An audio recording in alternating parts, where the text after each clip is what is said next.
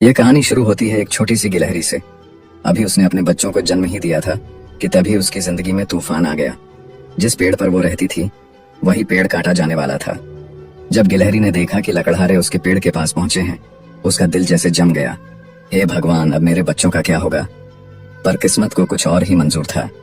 लकड़हारे ने देखा कि उस पेड़ में छोटे छोटे गिलहरी के बच्चे हैं, तो उसने तुरंत काम रोक दिया।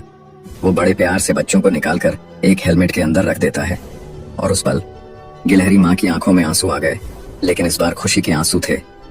कोई है जो मेरे बच्चों का ख्याल रखेगा। बच्चे तो अब मजे में थे। सुबह कोई उनका हेल्थ चेक करता। घास का घोंसला अब मुलायम रुई से बनी रजाई बन चुका था और दूध की जगह मिलती थी फॉर्मूला मिल्क। जिंदगी मजे में चल रही थी, लेकिन माँ की हालत अब पहले जैसी नहीं रही। अब वो अकेली थी, भूख से तड़पती। फिर भी जो भी खाना मिलता वो अपने बच्चों के लौट आने की उम्मीद में छुपा देती। उसे उम्मीद थी कभी तो वो वापस आएंगे, लेकिन उसकी इस नेक दिली का फायदा उठा गया एक कौवा, जिसने उसके छुपाए फल चुरा कर खा लिए। फिर भी गिलहरी माँ ने हार नहीं मानी। ऑस्ट्रिया की पतझड़ में उसने कहा, फल कम हो तो क्या, ये नजारे भी किसी जन्नत से कम नहीं। दूसरी गिलहरी तो दिन रात फल जमा करने में लगी थी, पर जो कुछ भी वो छुपाती सब उड़न खटोला बतख ले जाती। वो जितना छुपाती बतख उतना ढूंढ लेती, जैसे किस्मत मजाक उड़ा रही हो। आखिर में उसने कहा, फल नहीं तो क्या हुआ, अब तो मैं अपना घर बनाऊंगी। वो और उसका साथी रात दिन सूखी घास से घोंसला बुनते रहे, क्योंकि उनके लिए वही घास सर्दियों की रजाई थी।